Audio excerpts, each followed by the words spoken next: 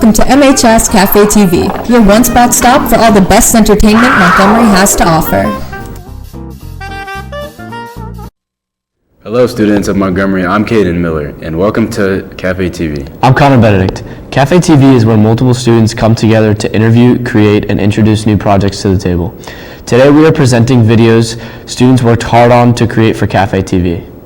I'm Lachlan Daly. Before we proceed, let us ask, what is TV production? TV production is a multi-project production where multiple students come and show their ideas to other staff and students.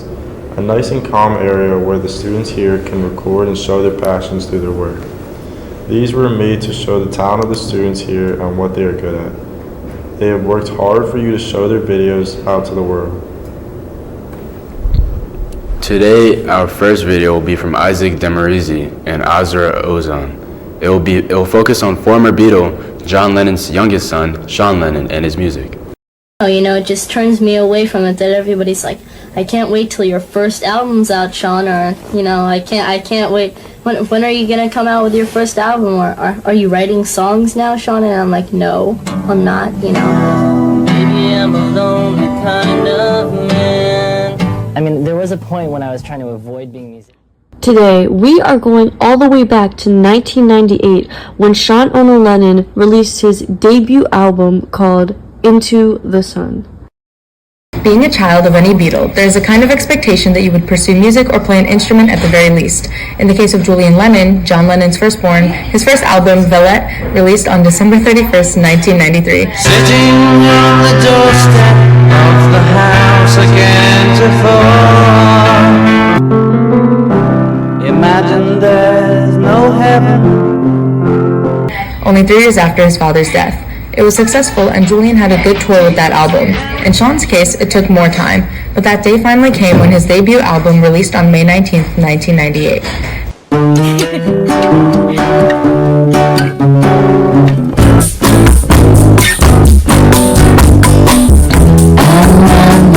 Then, Sean was only 23 years old, but his passion for music showed in his songwriting abilities along with his musical talents. Being the son of John Lennon and Yoko Ono, music was always present in his life. From a young age, he was able to play many instruments like drums, guitar, and piano, along with writing his own songs. Despite living in his father's shadow, he proved that the apple doesn't fall far from the tree. When this album was being recorded at the time, he was performing with Timo Ellis and Yuka Honda, who was his girlfriend at the time. In Sean's words, the album was inspired by my girlfriend.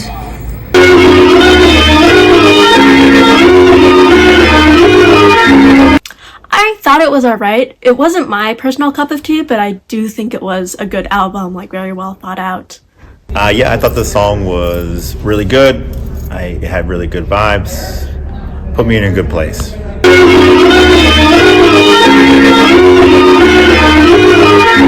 So I did enjoy the song. It was really calming. What I personally enjoyed the most, though, was looking at the different Beatles inspirations and references you could hear throughout the song and making those connections. And then to take it a step further, I was like, well, which is Paul references, which are John references, and how they're kind of being blended. So that was nice. And yeah, it's just like a chill song, which we need sometimes.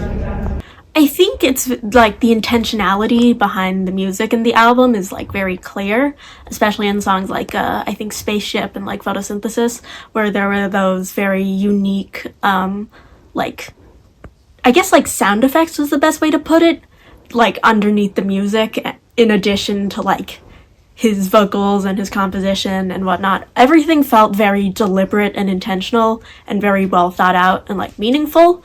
Personally, it's not my taste, but I can still appreciate that sort of intentionality and the creativity of these the different sounds in the music. I really enjoyed the pace. It was pretty low key. I really enjoyed the waves. It put me in a really calm kind of mood. I enjoyed that.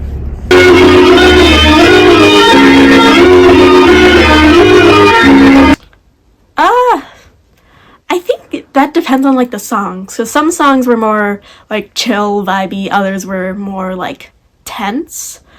And also like I was saying, there's a lot of different sound effects. So some of the songs had a low rumble, which kind of made it a little like ominous feeling, while some were very calm and just like guitar and vocals and keyboard and that sort of thing. So There are 10 songs on this album, making it 49 minutes long. Out of the 10, my personal favorites are Mystery Juice, Into the Sun, Bathtub, and One Night. Though, I like every single song on the album. To me, the album feels so ahead of its time. Sean has a specific way of making music that can't easily be replicated. To be honest, I was not at all expecting to like this album as much as I did. And I hope you like this album too if you give it a listen. Hope you enjoy. Thanks for watching.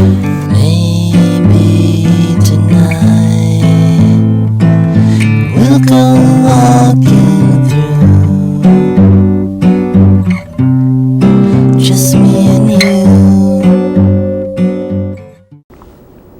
I really like how they had clear footage from the past. I liked how, it was really good, well visually put together. Yeah, and I'd agree with both of that. I mean, their B-roll was really good, and like it was really fluid and smooth, the whole thing, how they put that together. Really well done, yeah.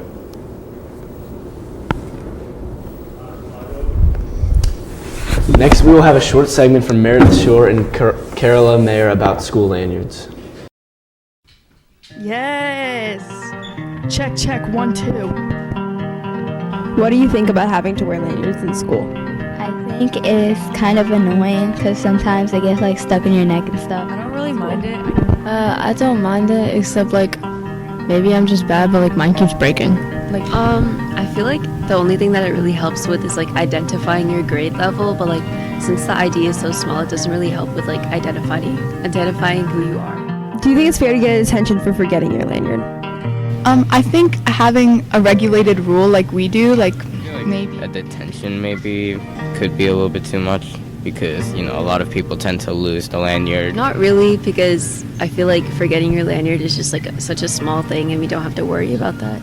No, I don't, because I feel like at that point you're just prioritizing like wearing a lanyard over someone's education. But at the same time, I get that they need some way to like enforce that we wear it, but I don't think a detention is necessary. We should have been able to choose our class lanyard color. We should probably vote on it. Yes, because we only get one color for all 4 years, and orange is a really ugly color. No, I think the lanyard colors are fine, and I think that there would be a lot of like commotion. But from a teacher's standpoint, what are your thoughts on all of us having to wear lanyard? Well, as a phys ed teacher, I think it's been very helpful because it helps me identify what grade someone's in easier. That also leads me to like more easily identify what teacher they may have in phys ed. It helps me differentiate who is who, and I think it's a very good organizational system. Who's a German exchange student? What are your thoughts on school lanyards? It's kind of interesting. We don't have it in Germany, so yeah. So it's kind of annoying a little bit, but it's good that you can know who's the person you're standing and what grade. So there you have it, folks. This is Montgomery's thoughts on school lanyards. All those transitions throughout the film. Me too. I like the music. It brought a pretty good vibe to the video. Yeah, I love how they went international. They asked the German kids and got a whole lot of different perspectives. Yeah, that was pretty tough. Yeah. MHS student Ray Hobbs has designed a quick game show video. How many of these questions will you get right? In which British band sang Hey Jude? The Beatles. Which American novel features the character Scout Finch? To Kill a Mockingbird. Which planet in our solar system spins the fastest? Jupiter. What's the rarest blood type? AB negative. Which planet is the closest to the sun?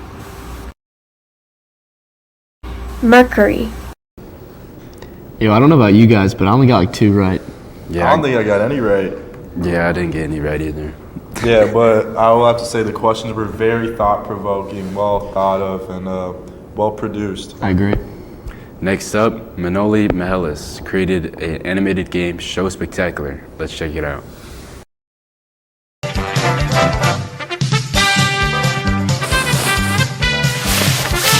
Welcome, ladies and gentlemen, to tonight's one and only game show spectacular.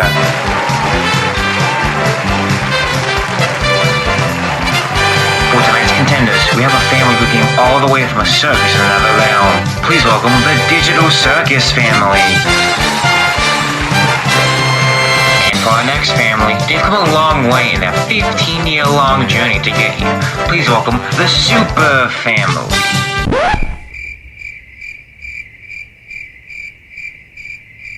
Mario, where are your friends?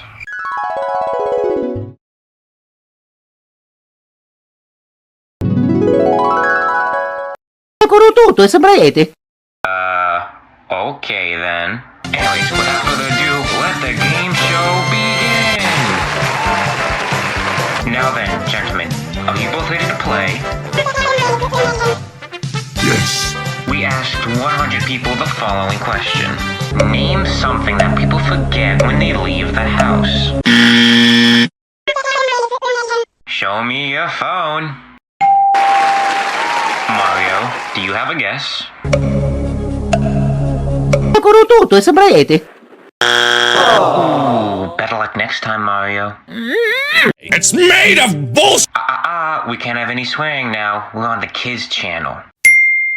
Now then, we asked 100 people the following question.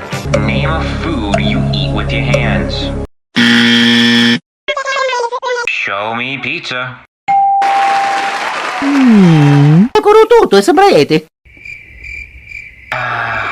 Show me spaghetti. Yeah, I didn't think so. Okay, we asked 100 people this following question. Name something you'd wish for if you found a genie. Wow, I don't think you'd get one, Mario. Ooh, sorry, Mario, but their team gets the points. Alright, we asked 100 people the following question.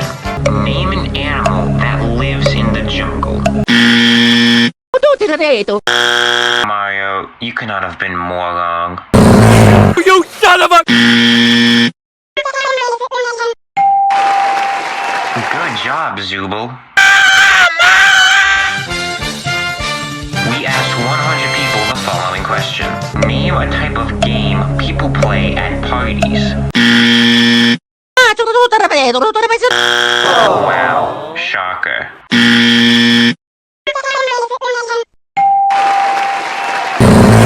We're approaching the end of the game here, folks. Right now, the Digital Circus family has 125 points. Mario has a total of 0. Now, time for the grand finale. One challenging question that will decide the winner of tonight's game show. Whoever answers the question correctly will win the opposing family's points and be the champion of tonight's game show. Now, let's not waste any more time. Here is the question. I twist and I bend, yet I'm not a rope. I'm boiled but not alive, and I fight battles without a sword. What am I? Digital Circus family, you guys go first. What is your answer?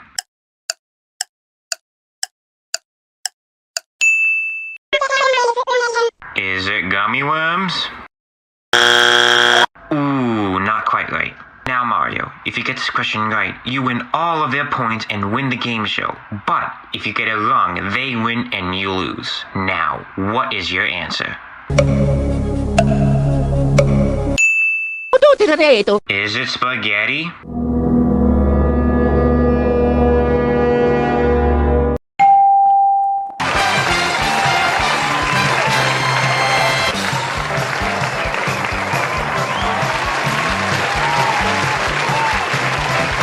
Ooh. I don't believe it. In a shock turn of events, Mario is the winner of Game Show Spectacular! Ooh. Mario #1! That's all we have for you tonight, folks. I've been your host, Mr. Pete, and I'll see you all next time.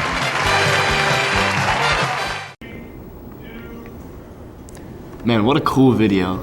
A lot of humor in there too. Yeah, I thought the video was pretty nice. I liked the music a lot, and I liked the jokes. Yeah, I thought that was one of the most unique videos I've ever seen. It was very well made, and must have took a lot of effort and time. Yeah, props to him.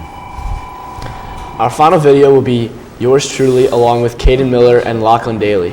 We asked students what the best and worst things about Montgomery High School were. Check it out. My name is Connor Benedict, and today we're going to be going around Montgomery High School asking them what the worst and best thing is about Montgomery High School. What is your favorite and least favorite thing about Montgomery High School? I would say my favorite thing here is the people and the teachers, and my least favorite thing is having to wear the IDs every day. What is your favorite and least favorite thing about Montgomery High School? My favorite thing, early dismissal, and the worst thing is probably the phone policy. What is your favorite and least favorite thing about Montgomery High School? My favorite thing about Montgomery High School is Mr. Pesa, and my least favorite is everybody else. What's your favorite and least favorite thing about Montgomery High School? My favorite thing is that my previous students come visit me, and the least thing I don't like is the early start. What's the best and worst thing about Montgomery High School? I'd say probably the environment is the best thing, and then the worst thing is the school's hard. What's the best and worst thing about Montgomery High School? The best thing would be the social aspect, and the worst thing is the phone policy. What is the best and worst thing about Montgomery High School? The best thing is me getting to see my friends, and the worst thing is the food. What's the best and worst thing about Montgomery High School? The best thing, the people. The worst thing,